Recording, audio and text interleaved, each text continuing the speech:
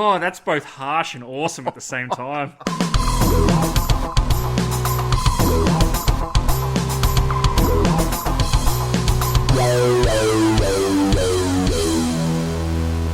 Hello everybody, welcome to The Deep Drop. This is a fishing podcast. My name's Luke McCredden. I'm with Adam Ring as always. And Adam, we tackle questions, we have a crack, we do our best, we have a lot of fun, and we put a bit of a spin on whatever we can that the questions are about. Not always answering them, really accurately, but hey, we have a go, mate. We have a go.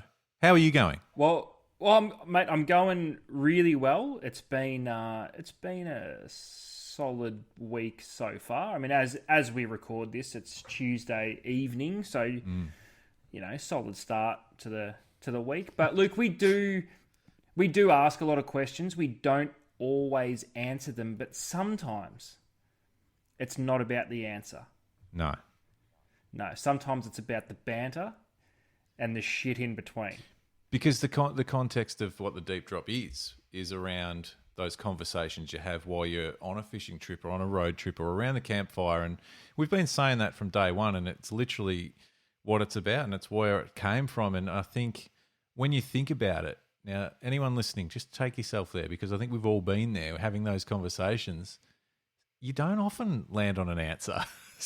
But that's the beauty of it. You're not really supposed to answer it. It's about raising the weird questions that pop into your mind when you're either having the greatest session of your life or the worst session of your life. Yep. And we tackle everything in between. Absolutely. We do.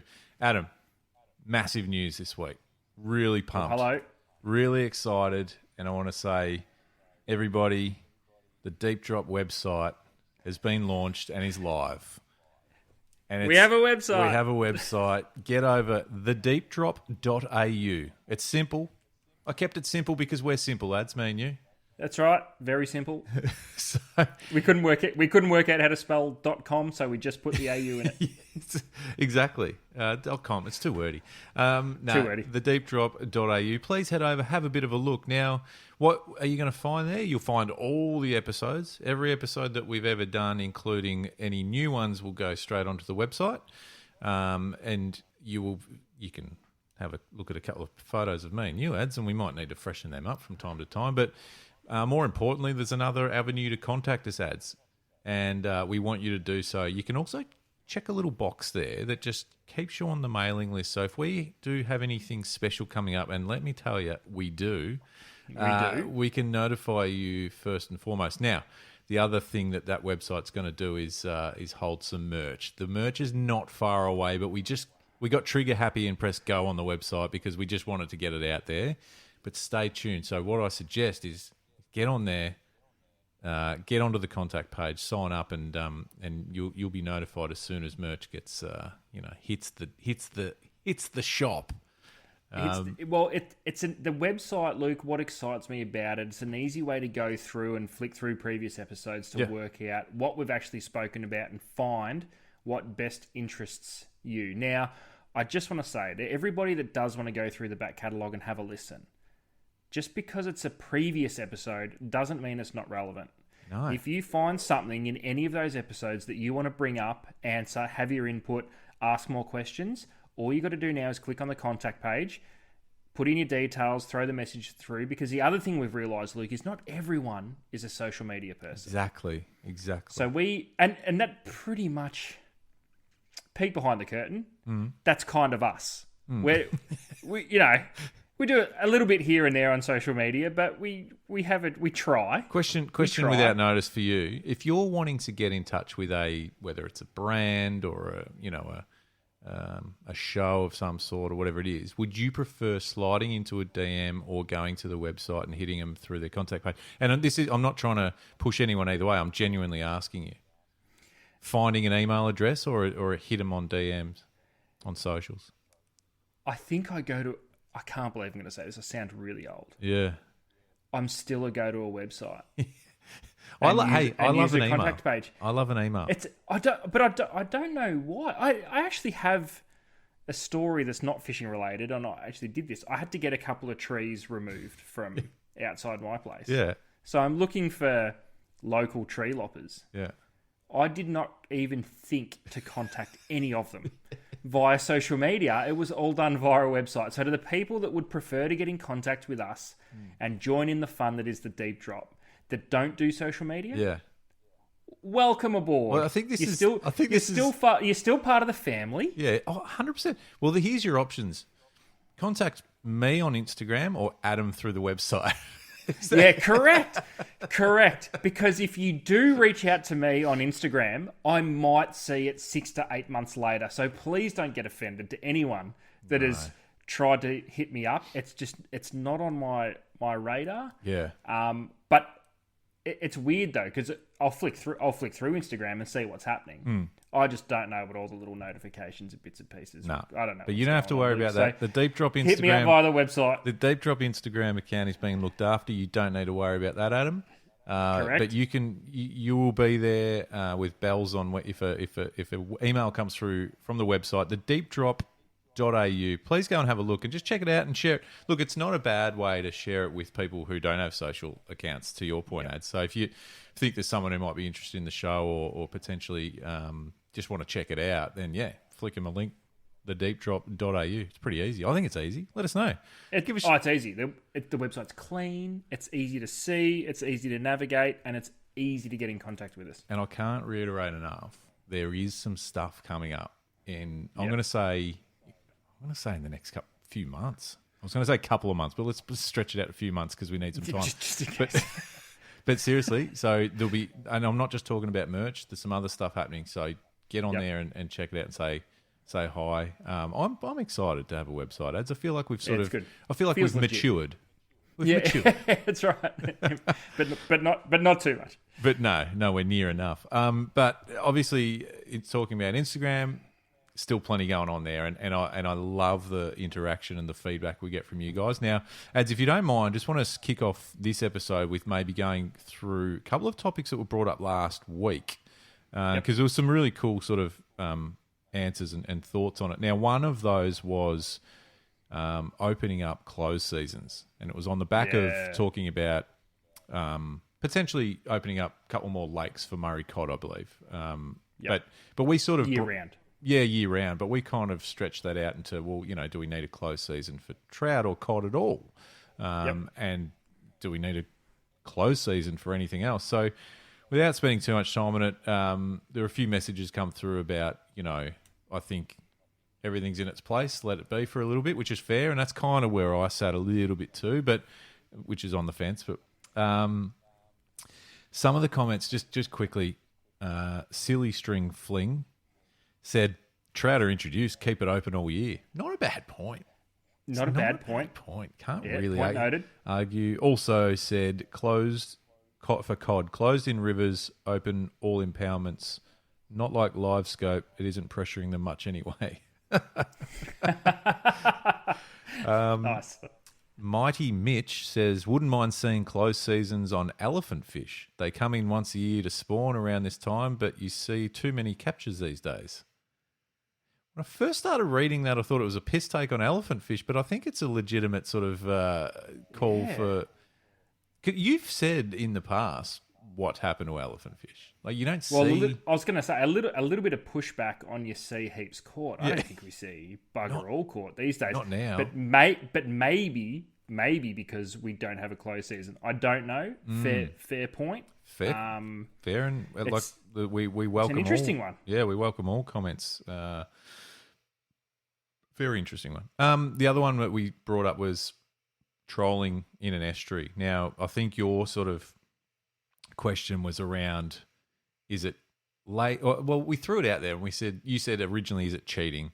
But then we sort of spoke about your mates that you went on a fishing trip recently. So we sort of asked, is it trolling in an estuary? Is it lazy? Is it cheating? Or is it an underutilized fishing Underrated, method? Yeah. So again, some great sort of feedback on that. Just to go through a few, it's a good way to catch fish on the move. Obviously, we spoke about that. Great to troll the Barwon River. Okay, so that's bronze kayak fishing down here in Victoria. Another one was from Rowan. Troll inside McLaughlin's for salmon. When we hook up, we stop and we start casting. Yep. Again, that's good way to find fish. Yeah, makes total sense. And then Lee Rayner jumped on and said, it covers all three, meaning lazy, cheating, and underutilized. Saying that, I love trolling to suss out areas. Might as well have a lure out the back while you're sounding around as well. So which is also fair. Fair. Mighty Mitch again, perfect for kayakers between marks, caught heaps of fish in between. We spoke about that as well. It's kind of like you're kind of going at the right trolling speed anyway. Perfect. You may as well have something out. Yeah. And shell salt living depends on what your reason is behind the technique or action you're taking to catch a fish. Is it for food, sport, challenge, or seeking a new spot? So yeah. So I guess if you're sort of desperate to get a fish, if you just want to feed, you kind of do whatever it takes. So if trolling is one of those things, absolutely fair. Yep. Fair. So there you go. So there's a bit there on offer, but thanks again everyone for getting involved, because I think it's one of those things that off the top of the shows you kind of alluded to, ads. There's no right or wrong. It's just about asking a question. We're just hashing it out. We're hashing it out. Don't even have to land on anything. No. Which we often don't.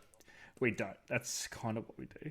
Now, speaking of shell salt living, you might know Michelle, obviously on the water all the time, particularly down in the southern part of Port Phillip Bay. We love her feedback.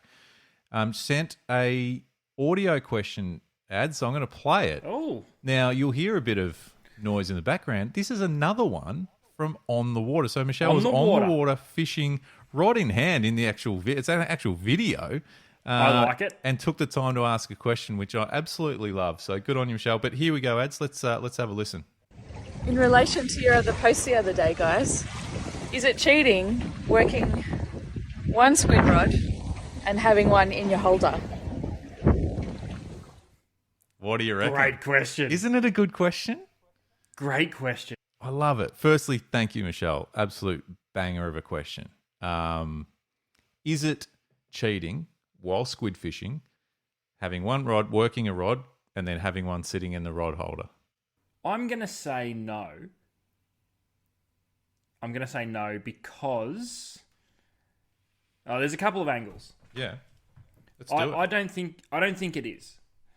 I have done this a few times, and I found it to be a little bit more of a pain in the ass than it's worth sometimes, because I leave too many squid jigs on the bottom, snagged. So I think you've got to be strategic with the size of the squid jig. So generally, if we're going to do it, it'll be a smaller squid jig, whether it be a 1.8 or up to say a 2.5, obviously depending on your water depth. But I have been on the boat where people have done it, and it's deadly, particularly when you catch one on the cast. Yes, because I like this. This just came through today, so I didn't. As soon as I heard it, I thought this is brilliant, because I don't think it's cheating at all. I think it's a great tactic. Now, this has often been referred to as the drifter. You know, the sleeper. The sleeper. You know, the thing that I think with this is it's phenomenal how many squid it catches. You know, quite often you go, well, geez, it's maybe I'm working it too hard. Yeah, and I genuinely believe the more times it's going to go off, or say your peak time that your sleeper is going to go off, is when you've just hooked one. Yeah. So you're casting along, you hook one. Squid will often have 2 or 3 that'll come in, have a look, maybe grab it. And I just thought of something, Luke, and I feel a little bit daft. Yeah. Because every time I've done it, I've just thrown a sleeper rod out there, sort of given it 2 flicks with an open bail arm, given it some line, put it in the rod holder, and just waited for it to get snagged. Yeah. Why? And react violently when it does get snagged and I think it's a monster squid. Yeah. So loose drags only on the sleeper, people. Just throwing it out there. Yeah. Why don't I just put it under a float? Great one. And do you know what?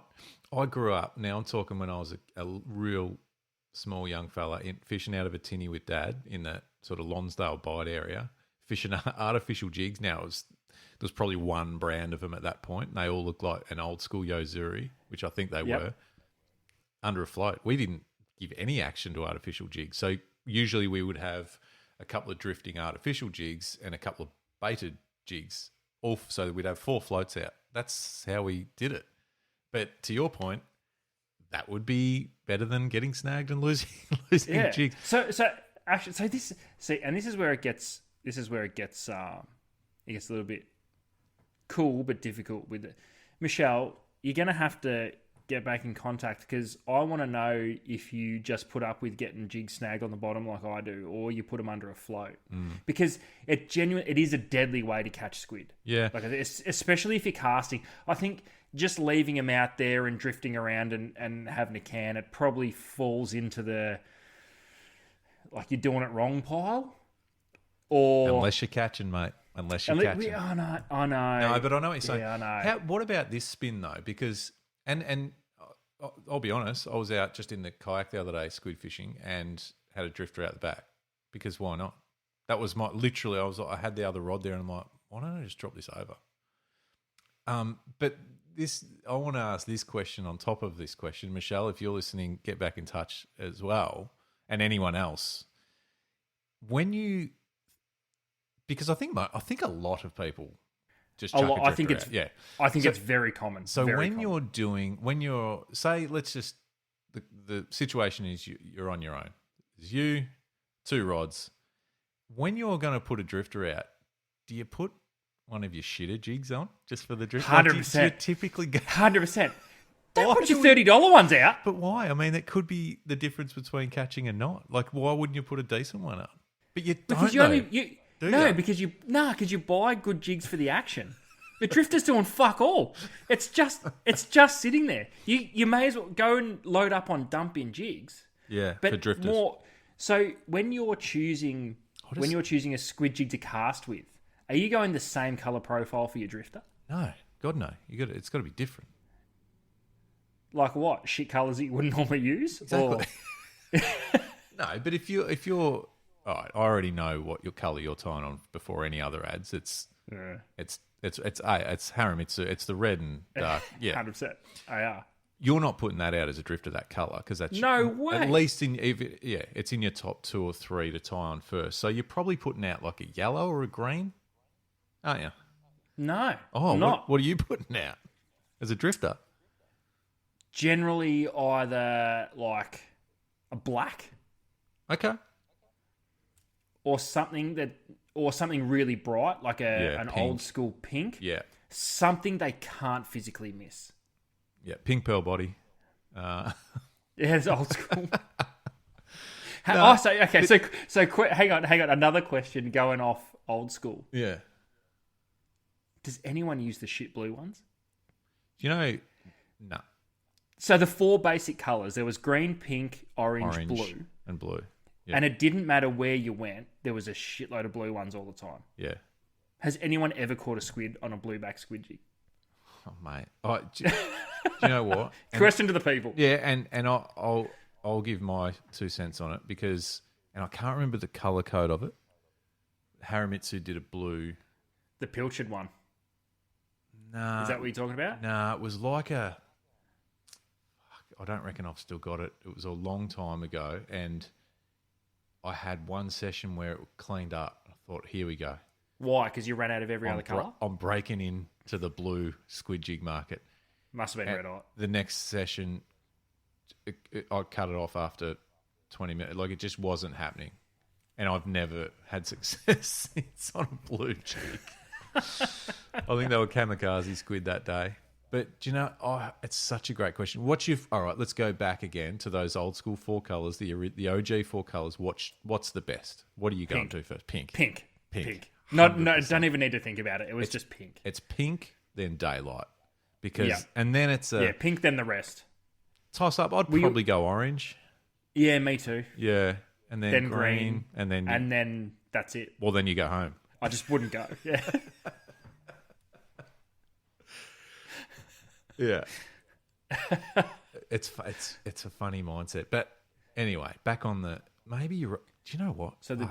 Wait. We've just come up with a new range of squid jigs. The drifter? The drifter series. And they're just shit colours. They're just shit colours. Good bar, like good hooks, sharp hooks, Yep. cheap, Yep. price point $5, $6.99. 5 max. to 10. Yeah, yeah. The Drifter series. And The they've got Drifter. that. That's what you get them for. Why is it Yeah, Drifter? just Because they're drifters. because you just Are drift. these good to cast around? No. No. Sink like a rock. Yeah. Um, So what are they good it's- for? Drifter. it's Says what actually it does really. on there. Says what it It's does actually on a really good question. It's a really good question, and it's a really good point. Why would you use your good squid jigs to drift? So, out there to the people, do you use your good squid jigs as the drifter? as the Drifter. Nah. I'd be surprised. Jeez, your game. Yeah. But, you know, yeah. Because it depends a bit. Because you might be fishing deep water. You might have to put a couple of split shots on there to get it down a bit. Do you reckon, in all honesty, do you reckon using the better jigs as a drifter, it's beneficial? So say like take the old faithful, either the Haramitsu AR or the old Hayabusa BG. Is it worth chucking them on as a drifter? Is the color everything, or is it just you're just putting something in their face and hope they? Got to have something to do with it, but don't know. Could we do in the drifter range versions of AR? Everyone else has done it, so why not? Maybe the drifter range is 4 colors, but it's Or- a modernized or- 4, so it's not pink, orange, No, green, and blue. do we lean into, because all these color codes that we're rattling off, Yeah, that it doesn't really mean anything. There's a red base, a gold base, black, clear, white. Do we just don't even worry about a cloth? hard body.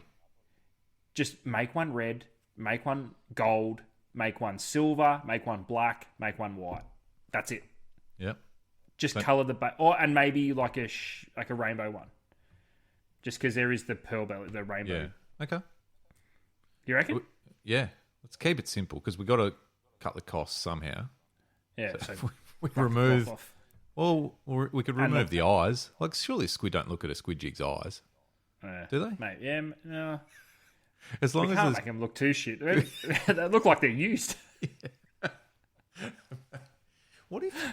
What if to avoid the issue of snagging on the drift, we somehow built into the jigs a little air pocket. So just Oh, so to keep suspending squid jig. suspending squid jig. Oh, Luke, you're onto something. Fucking hell, we're on tonight. Suspended squid jig. Yeah. Do you remember the Megabass squid jigs that came out one year? Really funky looking, like the weight was built in. Yeah. So it had a chin weight, but it was built into the body. Yep. But the barb had no prongs on the bottom, so it was just a That's a right. semicircle Yes. above, because they were a heavy jig to be fished off the bottom. Do you reckon that'd make a difference? Maybe. I feel like we need all barbs, or as Yeah. many barbs as we can. Suspending's the way to go. Suspending. Yeah. Suspending. It sort of I like negates the need to use a float. Yeah. Mate, the deep drop drifter series. The drifter, the suspending squid jig called the drifter. We're on it. We're on it. I feel like, just pay respect to Michelle. She needs to have input on some colours as well. Yeah, definitely. So thanks for bringing this up, Michelle. What do you think? Get in touch. Send us the colour scheme. Yeah, send us the colours. And Yep. if you want to put a cloth, fair. All right. We'll Oh, accept- look, I think we can do a really basic foil, basic cloth. Done. We don't need to fuck about with cloth patterns. Do you know what I'm saying? So what's the As point in of having cloth colour patterns, I mean. Yeah. Just a nice tight cloth with basic, whatever the foil colour is the cloth colour as well. Bang, go on. Red, blue, not blue, Oh, obviously. yeah. Yeah, okay. Yeah, I like it. Yeah, no, not blue. No, Discontinued straight away. We'll develop it. Yeah. But it won't go into production. Unless you can get, unless listeners out there can convince us otherwise, there'll be no blue one. Or is blue the trick to having a Maybe. good drifter? Maybe blue's a Maybe. drifter colour. Maybe. I don't. I'm like- open. Yeah. I'll need some convincing, but I Are we going to and again? everyone can get in touch. And Michelle, you take ownership on this. You brought it up. Yep. But are we setting up a base sort of range of? We need a white, just based on recent sort of popularity. Black, red, gold, and then the basics. Yeah. Bright green, deep drop green. Ooh, that'll be good in South Australia. Yeah. Sort of, they love a yellow jig over there. They love a chartreuse. They love a yellow. They love a green. Yeah. And it's strange because they work really well here, but they're just not as popular. No, we had a though in recent times there was a yellow one. I think yellow's been the sneaky, like the sleeper. Because I remember there was an evergreen jig for a little while that had a yellow banana-y type one in it that went all right. The sleeper. I feel like we could. I feel like we could do the Drifter series and have them on the deepdrop.au. I'm not even joking. The deep drop logo in the eyes. Yeah. No, it doesn't have eyes. It doesn't have eyes. Deep drop logo on the chin weight. Yeah, chin weight. Nice. Nice. All right. Hey, or remember some of the squid jigs that had a little bite diamond on it? It had like it looked like it had been bitten. On the back of the head or whatever, or back of the body. That bit of it will be the deep drop logo. The squid will swim up to it and go, no, fuck that. What's this? I had speaking of drifting the other day, and I did have a drifter out. I had one of the more frustrating / confusing encounters with squid. So, this has never happened, and I'm not saying that because it's. I don't know. I'll let you decide. But I had this weird situation where I'm in the kayak, casting some jigs around, had the drifter out, obviously, wasn't blue. And all of a sudden, was sort of drifting over these weed beds or whatever. All of a sudden, looked down and there was a patch of, there would have been 15 squid at least, just cruising along. They were all fairly small. They weren't tiny, but I wouldn't call them big, And for the first time ever, I presented jigs in front of them, and they were looking at it, and just they didn't even throw a tentacle out at it. I've never, like, with all due respect to squid, they're dumb enough to eat every time you present a jig in front of them. Let's be honest. Fair. Yeah. Fair. Am I overreacting? But I just feel like I got. I had a bunch of squid in front of me that were interested in my jigs and looking around, but not one bit committal and one bit interested in swiping at them. And I just thought, that's weird. Did you catch any at all that day? Later, like much later, after I gave up on that patch, I got a couple, yeah. But under the kayak, or were you hooking them I was away hooking from them the kayak? Away from the kayak. Oh, you think the kayak might have had something to do with it? Well, I had a similar experience a few years ago in a boat. I was out with my old man, and same deal. We could literally every cast, we would see 4, 5, 6 of them follow the jigs, and then hover at the boat, and we couldn't get them. Right.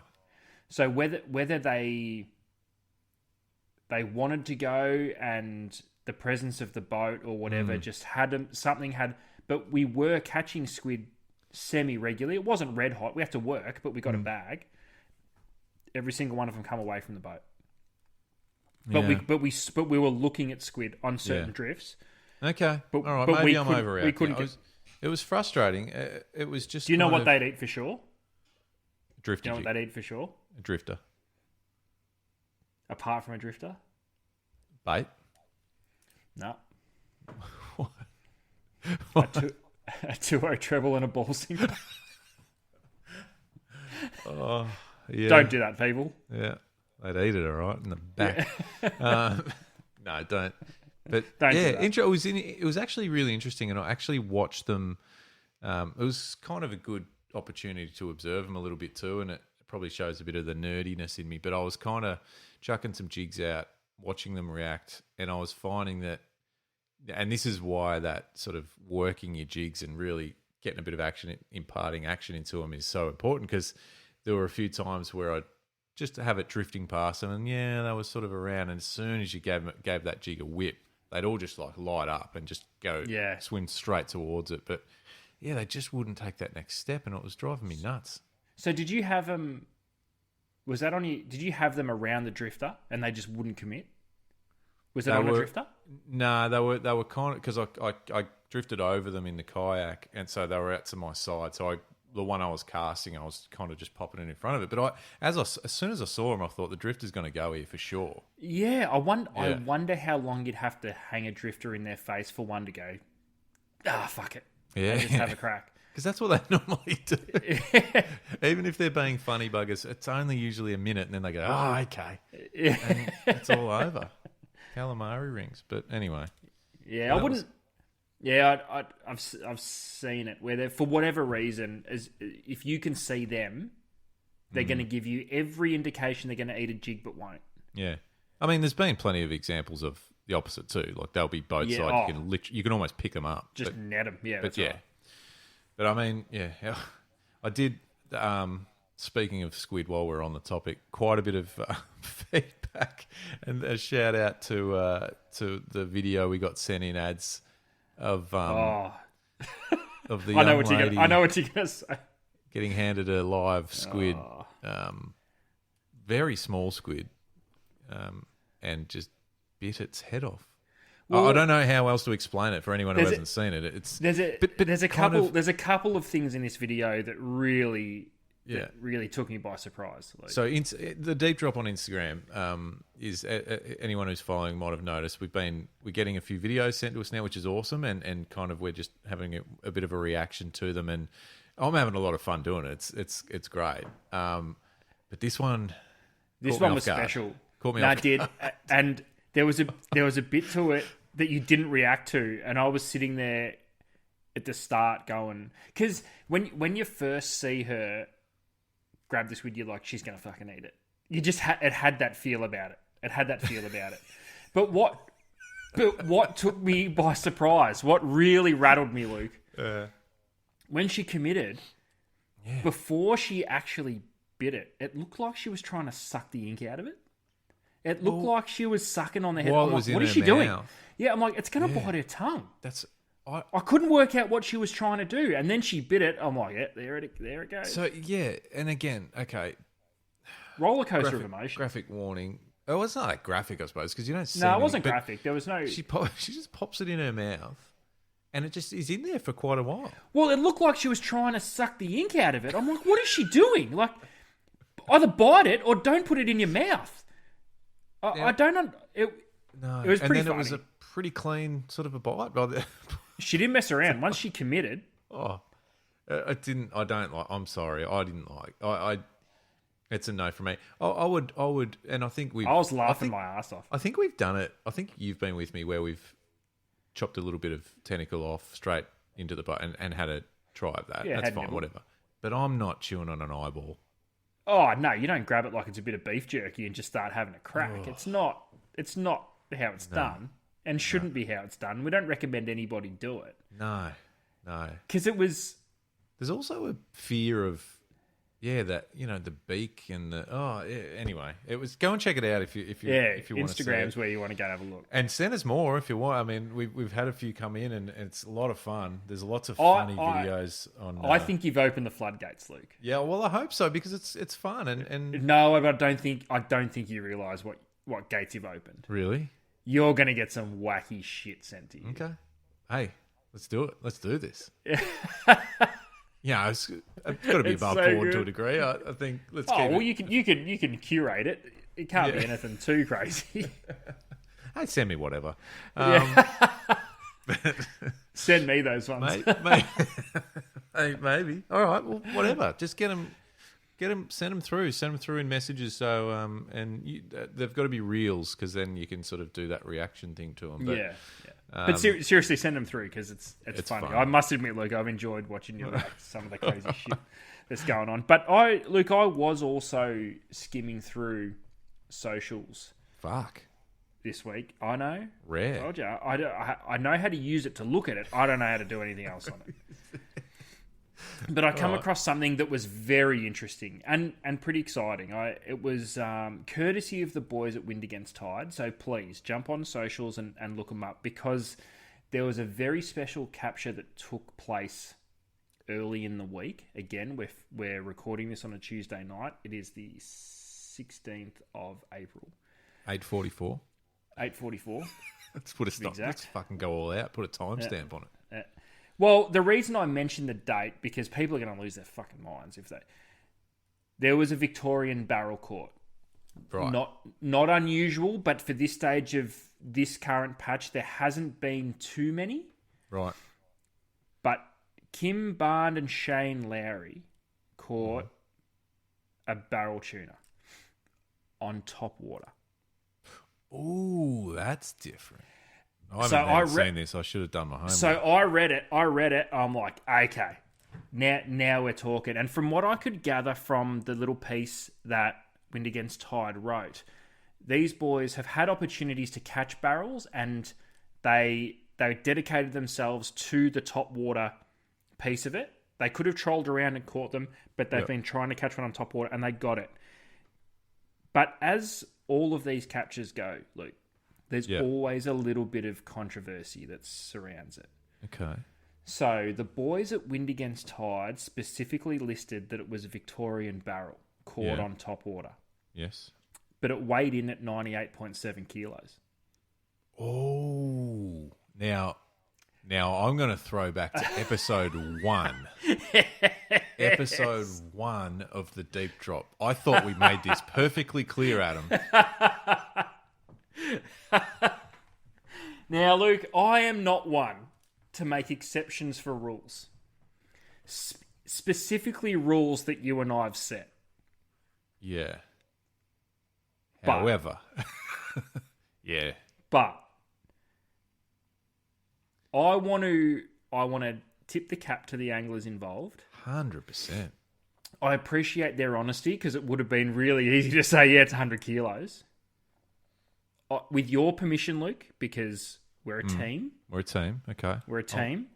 I would like to put the official class on this tuna that it was a barrel at under 100 kilos. Now, we made it very clear, crystal clear, in episode 1 of the Deep Drop, that unless it was 100 kilos, it was not a barrel tuna. Yeah. With your permission, can we give this fish a pass at 98.7 kilos of Victorian top water tuna? Can we give it the barrel stamp? I don't want to be a gatekeeper on something so epic like this. So we're stamping of approval. Bang. Official barrel. Congratulations, Kim and Shane. Victorian barrel on top water. Now, I do not know any more else about this fish, so please go over to Wind Against Tide, have a look, because... Do we know? I know you just said you don't know anymore, but do we know the lure? I'm having a look at it in the photo. It's a bit hard to see. It almost... Yeah, I'm not going to guess. So is the lure in the photo? In the first one of the fish on the deck of the boat, so I can tell that it looks to me like it is a stellar, maybe... Yeah, it's definitely stellar or something like that. Okay, I can't see the rod. I don't actually recognise the lure. No, the lure's crystal clear in the one on the boat. It's sitting on top of the tuna. It's a bit old schoolish looking. Yeah, it's definitely... It looks Unless like it's been some sort beat of up a bit. handmade... No, I reckon it's like a handcrafted... Like, that would be, I dare say, quite an expensive... But do you know what strikes me straight away with that lure, Luke?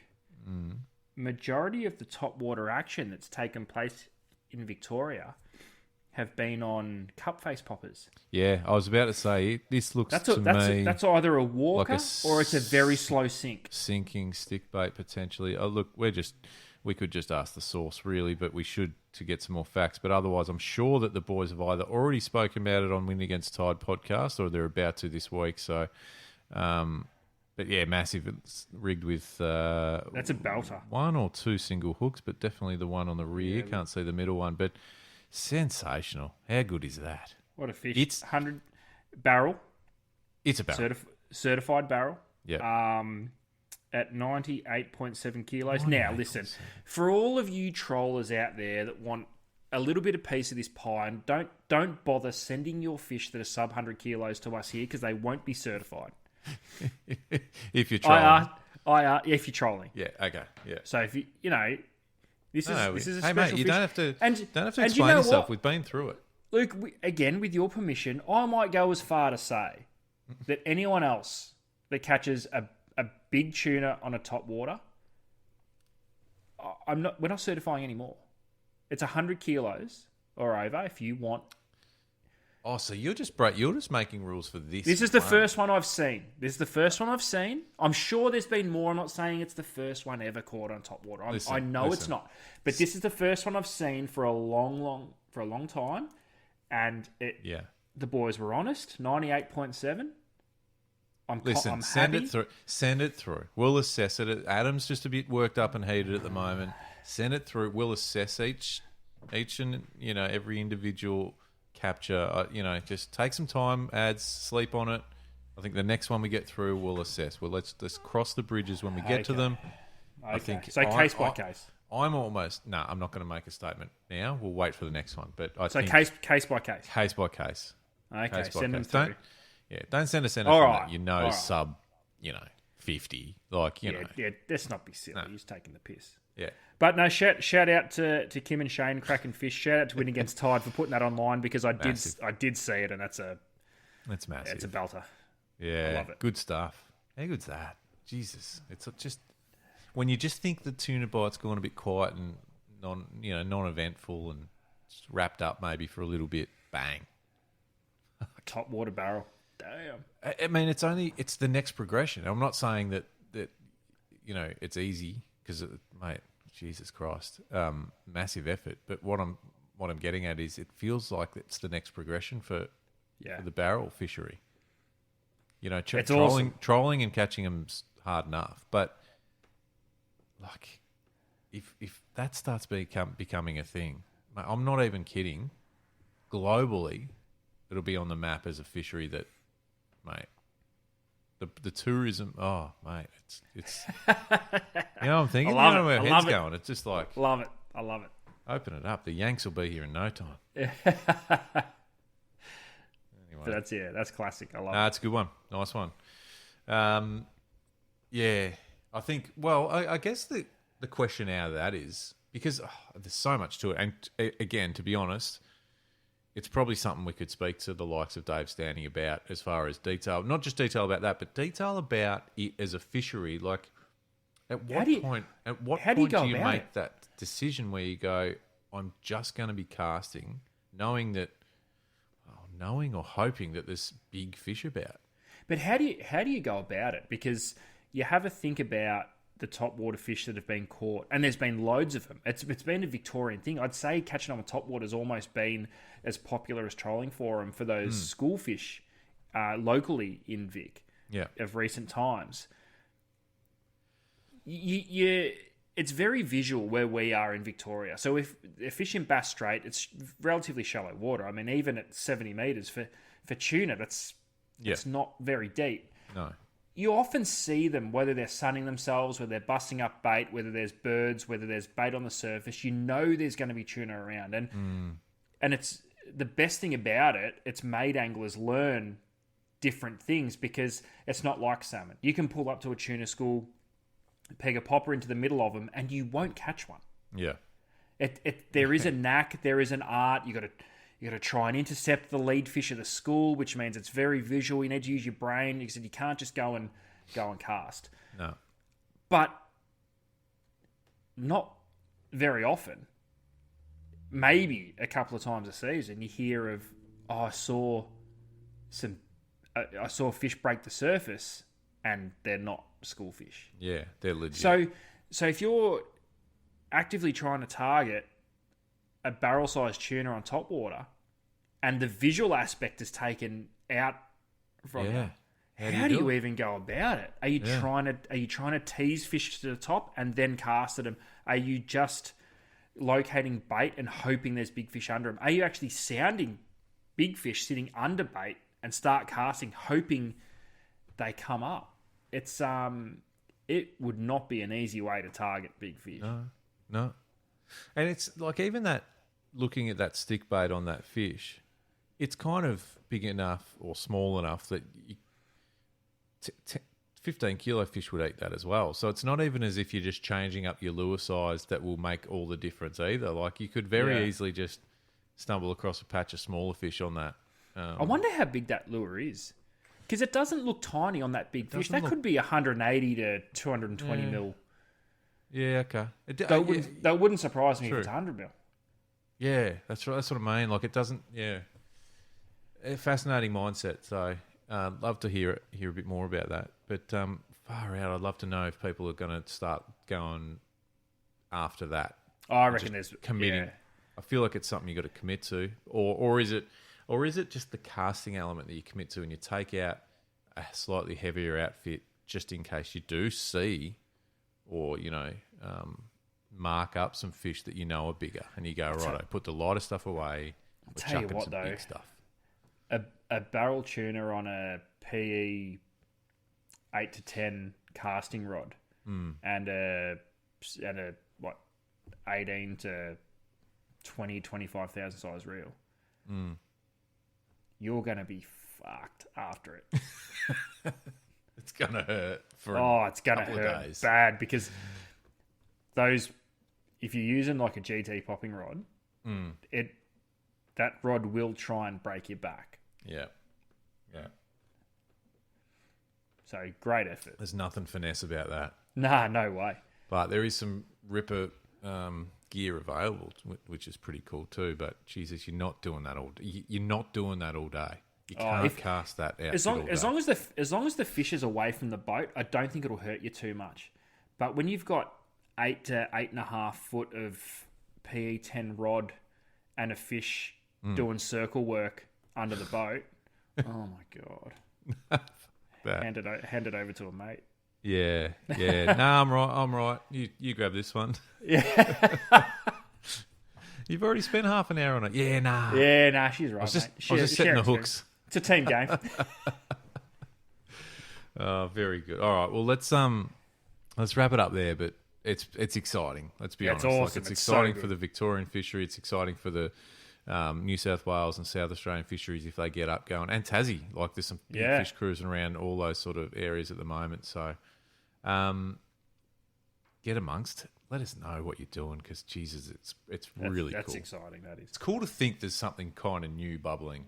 You know what I mean? Like where, you kind of get to a point where you're like, oh well, we've all done that or something, and then something like this pops up and you go, shit, do I just commit the next 12, 18 months just for or even to if get a big one on or even if you know people are doing it, you just don't see that many. No. To be able to pull it off is something completely different. Because I honestly, I would not even know where to start. The barrel thing's so less visual than. One more question on it, and I'm not trying to put a downer on it. Was it actually targeted? Just by the sounds of the post from Dave and Joey, I reckon it sounds like. It sounds like they were. I'm just going to quickly bring the post up because. And the reason I say it, and I'm just thinking like I wonder if, although that looked like pretty serious sort of gear they were using, I guess. Well, it does say in the original post from Wind Against Tide, they've achieved a long-held ambition. Okay. They've earned this one through many years of lost fish and hours of maintaining focus casting when they could easily have caught fish through other methods. So it sounds like it's been a grind and a half for both Kim and Shane to tick this one off. So kudos to the boys. Which just makes it all better, doesn't it? Oh, if it's been a grind and you've worked your guts out, well, they'd be. Do you reckon they hang the boots up on it now? And just go back to trolling? Jesus. Every right to, or do they go, they've got the bug? Yeah, maybe. Or maybe, do they go... Maybe they've got some sort of pattern. Maybe they've learned some stuff from a couple of years and they know what to look for in order to bring the popping gear out. Or does part of them go, we're 1.3 kilos off? Oh! Oh, that's both harsh and awesome at the same time. You know what I mean?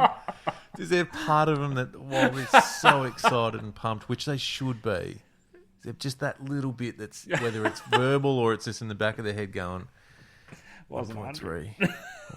1.3. All it needed to do was eat a smaller tuna and we were sweet.